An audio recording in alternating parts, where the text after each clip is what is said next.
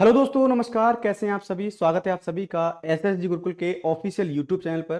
प्यारे दोस्तों, आज हम जानने वाले हैं आरपीएफ एसआई के बारे में। यह गुत्थी काफी समय से उलझी हुई है कि बच्चे बहुत शंका में हैं कि सर आरपीएफ एसआई की वैकेंसियां लगभग लगभग आने ही वाली हैं, क्योंकि डेट अनाउंस हो गई है और उसी डेट पर वैकेंसियां आ जाती हैं, ये तय है। तो पहले आज हम शुरुआत से लेकर अंतिम तक बात करेंगे कि फॉर्म कब से आएंगे, नोटिफिकेशन कब से आएगा और अंतिम चयन तक की प्रक्रिया क्या हो सकती है आपके सिलेक्शन को लेकर। तो चलिए बच्चों, स्टार्ट करते हैं आज की पूरी मैंने ये पूरी कहानी स्टार्ट करूंगा। ये बिल्कुल बेसिक से स्टार्ट करने वाला हूं। बेसिक से आपको बताऊंगा क्या क्या इस भर्ती प्रक्रिया में होने वाला है। हर चीज को विस्तार से समझिएगा। हम बात करेंगे आरपीएफ एसआई के बारे में, तो आप देखोगे कि सर आरपीएफ एसआई की जो सबसे पहली नोटिफिकेशन आई थी, जिसमें यह बताया गया था कि पद आने वाले हैं, कितने पद आने वाले हैं। तो यह नोटिफिकेशन 1 मार्च को जारी किया गया था बोर्ड के द्वारा, है ना। 1 मार्च को यह नोटिफिकेशन बोर्ड के द्वारा जारी किया गया था। इसमें बताया गया था कि आरपीएफ एसआई के 452 पद हम निकालने वाले हैं ना। जो भी विद्यार्थी आरपीएफ एसआई में जाने का सपना देखते हैं, उनके लिए हम जो नोटिफिकेशन जारी करेंगे वो 15 अप्रैल से जारी करेंगे। तो इसकी जो फॉर्म भरने की तिथि है, इसमें हम कब से फॉर्म भर पाएंगे, तो ये फॉर्म भरने की तिथि है 15 अप्रैल 2024, यानी 15 अप्रैल से आप इसमें फॉर्म फिल कर पाएंगे। लास्ट डेट क्या रहेगी? जैसा कि आप जानते हैं, हर परीक्षा के लिए जो फॉर्म आते हैं उसमें 1 माह मैक्स टू मैक्स रखा जाता है, ठीक है। तो 1 महीने इसमें भी आपको फॉर्म भरने की जो तिथि है वो दी गई है। 15 अप्रैल से प्रारंभ होकर 15 मई तक ये फॉर्म भरे जाएंगे। इस प्रक्रिया के अंदर पूरा का पूरा जो प्रोसेस है वो क्या है, इसमें अगर आप बात करें सर इसमें फी कितनी है, इस फॉर्म को फिल करने में फी कितनी है। देखिए, जब विद्यार्थी आप होते हैं तो विद्यार्थी कैसा भी हो, किसी भी बैकग्राउंड से आता हो, सबसे पहले मैटर करता है सर फीस कितनी है। क्योंकि कहीं ना कहीं हम भी विद्यार्थी जीवन से गुजरे हैं, हमको भी समस्याएं मालूम है। बच्चे आप याद रखिए, जब भी आपकी फीस की बात आएगी तो फीस जो रखी गई है वो 500 रुपए किसके लिए है? जनरल, ओबीसी और ईडब्ल्यूएस के लिए 500 रुपए रखी गई है। यानी ऐसे विद्यार्थी जो इन कैटेगरी में आते हैं, जनरल में, ओबीसी में और ईडब्ल्यूएस में 500 रुपए है। वहीं एससी एसटी, फीमेल, है ना, एक्स सर्विसमैन, इनके लिए जो फीस रखी गई है वो 250 रुपए है। अब आपके मन में एक प्रश्न जरूर आएगा कि सर एक बात बताइए, मान के चलिए जो वैकेंसी आएंगी वो कांस्टेबल और एसआई की साथ आने वाली है, कांस्टेबल और सर एसआई की 7 वैकेंसी आने वाली हैं, तो क्या हमें फीस अलग अलग देनी पड़ेगी? बिल्कुल नहीं। मैं आपको यहां पर एक बात बता दूं, आयोग ने स्पष्ट तौर पर कह दिया गया है कि जब ये वैकेंसी आएंगी तो जब आप पूरा फॉर्म भर लेंगे तो फॉर्म भरने के दौरान ही आपसे पूछा जाएगा कि आप किसके लिए अप्लाई करना चाहते हैं, कांस्टेबल के लिए या एसआई के लिए। तो आप क्लिक कर देंगे। अगर आप क्लिक एसआई पर करेंगे तो आपको एसआई का फॉर्म खुल जाएगा, और कांस्टेबल के लिए क्लिक करेंगे तो कांस्टेबल का फॉर्म खुल जाएगा। अब आपका मन है सर हम तो दोनों देना चाहते हैं, तो बिल्कुल बेटा एक तीसरा ऑप्शन तीसरा ऑप्शन और होगा आपके लिए, बोथ वाला। आप बोथ पे क्लिक करिए, दोनों का फॉर्म एक साथ भर सकते हैं, लेकिन वहां पर क्वालिफिकेशन ग्रेजुएशन आपको डालनी पड़ेगी। सिंपल है। जैसे फॉर्म खुलेगा आपके सामने ये सभी चीजें देखने को मिल जाएंगी। हम बात करते हैं सर कि इसमें आयु कितनी रखेगी। सबसे बड़ा फैक्टर यही है, बड़ा फैक्टर यही है सर, इसमें एज कितनी है। तो एज के पैरामीटर्स को देखा जाए तो आप देखेंगे सर इसमें जनरल की जो एज है वो पहले, मैं आपको बता दूं, इससे पहले जो वैकेंसी आती थी उनमें 20 से 25 वर्ष ये एज रहा करती थी, है ना। याद रखो भाई, जितने भी दोस्तों ने पहले फॉर्म भरा होगा या पहले परीक्षा वो देते रहे होंगे, पहले 20 से 25 वर्ष डेट रहा करती थी। अब क्या कर दिया गया, इसको बढ़ाकर एज को 20 से 28 वर्ष कर दिया गया है। जैसा कि आपको मालूम है, जो भी हमारे यहाँ रिलैक्सेशन का एक प्रोसेस है, उसी में रहते हुए ओबीसी को 3 वर्ष की अतिरिक्त छूट, इसका मतलब 31 वर्ष ओबीसी का विद्यार्थी फॉर्म भर सकता है।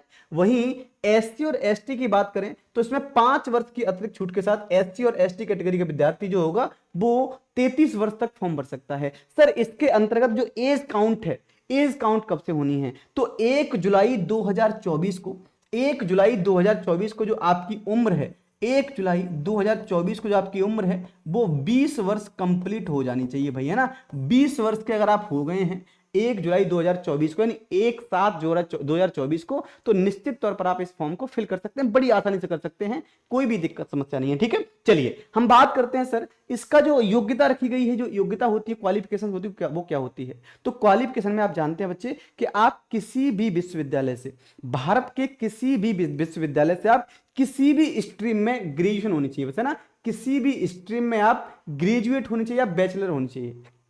जैसे जो हमारे यहाँ सामान्य तौर पर जो डिग्रियां होती हैं बैचलर के लिए, बीएससी है, बीए है, बीकॉम है, बीए है, बीबीए है, बीसीए है, बीटेक है, ईटीसी, जो भी मतलब जो भी वैकेंसियां हैं जो हमारे यहाँ बैचलर में काउंट होती हैं, आप भारत के किसी भी विश्वविद्यालय से बीटीसी कर मतलब बैचलर डिग्री करके आए हो तो आप इसमें अप्लाई कर सकते हो, कोई दिक्कत नहीं है ना। तो जी आपके क्या बच्चे, ये आपकी क्वालिफिकेशन है। इसके बाद आप देखेंगे सर प्रोसेस क्या होता है, सिलेक्शन की प्रक्रिया क्या है। तो सिलेक्शन की प्रक्रिया बच्चे हम सबसे पहले जानेंगे कि जो होता क्या है भाई।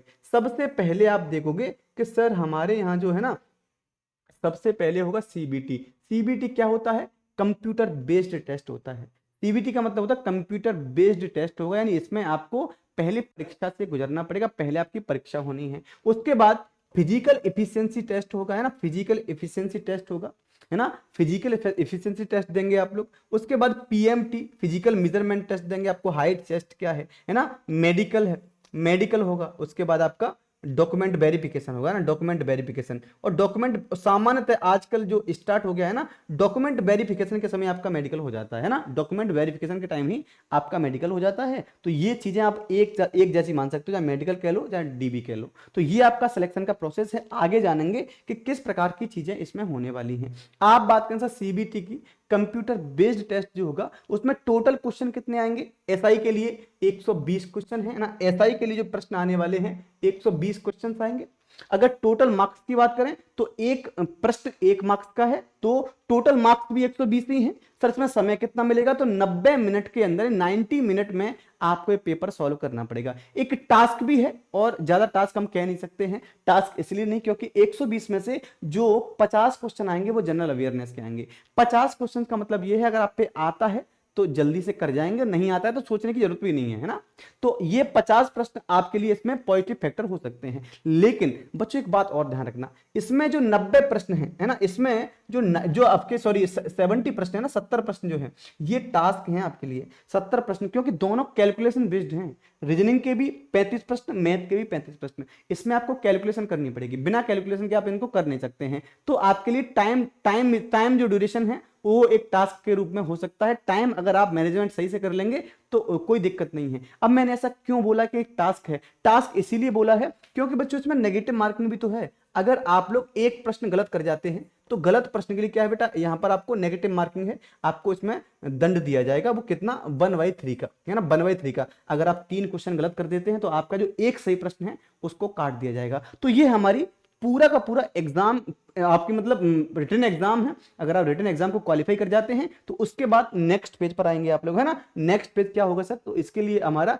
पीएमटी है, फिजिकल मेजरमेंट टेस्ट है, आपका मेजरमेंट होगा। अब मेजरमेंट में आप देखेंगे, मेजरमेंट में आप देखें, अच्छा ये आपको दिख रहा है ना, सब ठीक दिख ही रहा होगा, है ना। अगर मेजरमेंट की बात करें बच्चों तो यहां पर हमने क्या किया है, मैंने आपको कैटेगरी वाइज बांटा है। अगर मैं जनरल ओबीसी की बात करूं, जनरल और ओबीसी के लिए ये वाली जो है ना, ये वाली फीमेल के लिए है, आपको दिख रहा होगा सर ये क्या है, ये वाले जो ये कैटेगरी जो है ना, ये किसके लिए मैंने रखी है आपको, तो हाइट इन CMS, है ना। तो यहां याद रखना है आपको। हम जनरल ओबीसी की बात करें तो 165 सेंटीमीटर है, SC ST की बात करें तो 160 सेंटीमीटर है। इसके अलावा, है ना, कैसे जैसे कुछ गढ़वाली होते हैं, गोरका होते हैं, है ना, मराठास होते हैं, डोगराज होते हैं, कुमायून होते हैं, इनके लिए हाइट है वो 163 सेंटीमीटर रखी गई है ना, 163 सेंटीमीटर। वहीं इन्हीं में अगर फीमेल की बात करें, अगर इन्हीं में हम जैसे इधर मैंने आपको इधर मेल बताया है और इधर फीमेल है, अगर फीमेल की बात करें बच्चों तो हाइट कितनी है, 157 सेंटीमीटर है ना।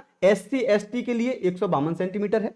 हाइट का याद रखना, मैंने यहां पर एक बार और बताता हूं आपको, अगर हम हाइट की बात करेंगे तो याद रखना मेरे बच्चों कि जो हाइट है ना, यहां पर हाइट को आप देख सकते हैं कि सर जनरल और ओबीसी के लिए मेल की हाइट 165 सेंटीमीटर और फीमेल की हाइट 157 सेंटीमीटर, है ना। मेल की 165 और फीमेल की 157 सेंटीमीटर। अगर हम SC ST की बात करें तो वहीं मेल की हाइट 160 सेंटीमीटर और फीमेल की हाइट 152 सेंटीमीटर।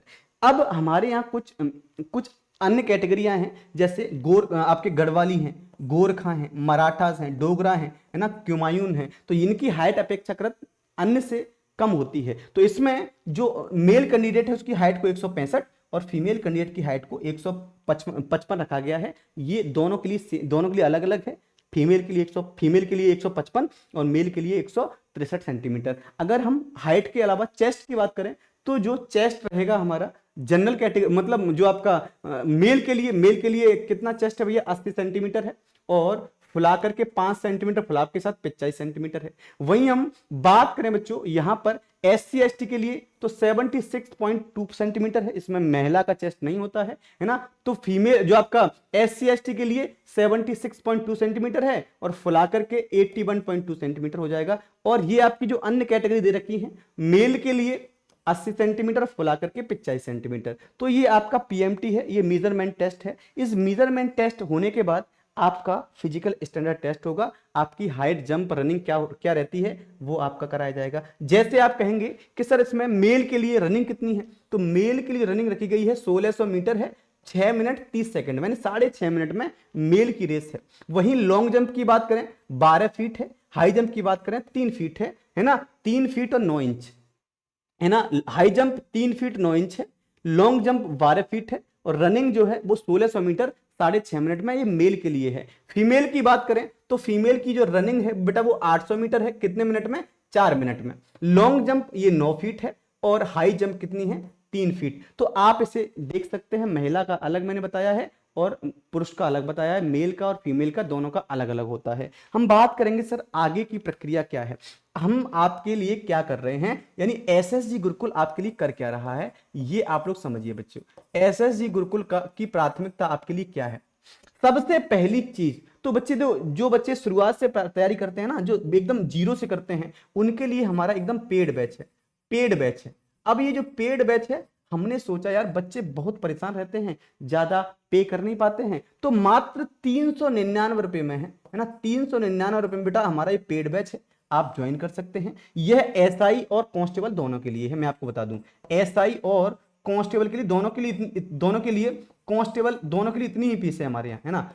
चाहे आप SI का बैच लें तब भी 399 में है, और अगर आप लेना चाहते हैं दरोगा के अलावा कांस्टेबल का तब भी 399 में है। कुछ बच्चे ऐसे होते हैं कि सर हमें दोनों की तैयारी करनी है, दोनों की तैयारी, तो उसके लिए बेटा हमारा कॉम्बो बैच है एक, है ना। आप हमारे एप्लीकेशन पर जाकर देख सकते हैं, वो मात्र 599 रुपए में है, वो मात्र 599 में बैच है। तो आप देख पा रहे होंगे अन्य कोचिंगों में आप जाइएगा और बेहतर चीजें आपको यहीं पर मिलेंगी। सर ये तो हमारा पेड बैच है। अब कुछ बच्चे ऐसे हैं कि सर हम पेड बैच तो लेना नहीं चाहते क्योंकि हमारी तैयारी पहले से है। कोई दिक्कत नहीं बेटा, हमारे यहाँ क्या है, यूट्यूब पर भी सेशन हमने स्टार्ट किए हैं। यूट्यूब पर क्या है कि सर यूट्यूब पर जो हमारी क्लासेस स्टार्ट होती हैं वो 4 से लेकर के 5 मैथ चलती है, आपके लिए मैथ चलती है ना, 5 से लेकर 6:30, क्योंकि GS का एक अहम रोल है, तो इसमें GS मैं ही कराता हूं बेटा। आप मुझे जान ही रहे होंगे, शैलेंद्र सर, है ना, तो शैलेंद्र सर, ये बेटा मैं आपको GS कराता हूं। रोजाना 50 क्वेश्चंस का इस समय सेशन चल रहा है,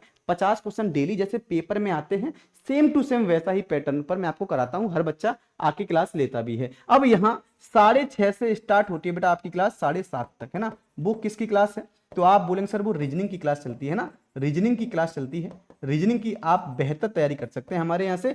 तो ये बच्चों हमारी अभी तक चलने वाली क्लासेस हैं ना, अभी तक हमारी चलने वाली क्लासेस हैं। आगे जैसे भी रणनीति रहेगी हम इस रणनीति को चेंज करेंगे और बेहतर से आपको तैयारी कराने वाले हैं। तो ये हमारी रणनीति है। अब आप कहेंगे सर आप पेड बैच में कराते क्या हैं, है ना, पेड बैच में बच्चे हम क्या कराते हैं वो एक बार देख लीजिए। ये मेरी पेड बैच की क्लासेस है ना, ये मेरी बच्चों पेड बैच की वो क्लासेस हैं जिनको आप लोग आकर के देख पाएंगे। ये सिर्फ आपको पेड में मिलेगा, सब आपको ये पेड की बताई है मैंने, है ना। ये देखो पूरा का पूरा कंटेंट जो है ये बेटा पेड बैच का है। इसमें मैंने अभी हाल फिलहाल पॉलिटी स्टार्ट की है, पॉलिटी से स्टार्ट किया है मैंने, है ना, पॉलिटी से, क्योंकि एक अहम रोल होता है पॉलिटी का भी। तो ये है ना, आपको पेड बैच में कंटेंट ऐसे दिया जाता है, कोई ऐसे नहीं मिलेगा आपको कि हम PPT बनाकर ले आए थ्योरी में और आपको ऐसे उंगली फिरा के करवा दें, नहीं बेटा, एकदम समझा के। जो बच्चा पेड बैच लिया है वो जानता होगा, है ना, प्राथमिकताएं हमारी क्या रहती हैं, बच्चे को बेहतर कंटेंट मिल पाए, बेहतर कंटेंट के हिसाब से ही चीजें हो पाए, है ना। इसके अलावा मैं आपको बता दूं, अगर आप में से कोई विद्यार्थी ऐसा भी है, अगर आप में से कोई ऐसा विद्यार्थी भी है कि सर हमें क्या करना है, हमें तो पीडीएफ भी चाहिए यूट्यूब की, तो जितनी भी हमारी यूट्यूब की क्लासेस होती हैं, एक चैनल बना हुआ है रेलवे गुरुकुल ऑफिशियल, आप इस पर जाएंगे, जितनी भी रेलवे क्लासेस होती है ना, आप देख पाओगे सर ये क्लास हुई, इसकी पीडीएफ, दिस क्लास पीडीएफ, तो इसकी पीडीएफ ये पड़ी है, इसकी पीडीएफ ये पड़ी है, ये क्लास हुई, इसकी पीडीएफ नीचे पड़ी है। तो हर क्लास की पीडीएफ भी हम आपको देते हैं, जिससे कि क्लास के बाद आप उसे बेहतर तरीके से रिवाइज भी कर पाए ना, बेहतर तरीके से रिवाइज कर पाए। तो प्यारे बच्चों, मेरा ऐसा विश्वास है आपको चीजें समझ में आई होंगी। आज के लिए बस इतना ही। कोशिश करूंगा कि मैं आपको एक नेक्स्ट जब वीडियो बनाऊं तो मैं आपको ये समझा पाऊं कि जीएस में ऐसे कौन से टॉपिक है जहां से प्रश्न बनता है। तो आज के लिए इतना ही। थैंक यू सो मच, बहुत बहुत धन्यवाद।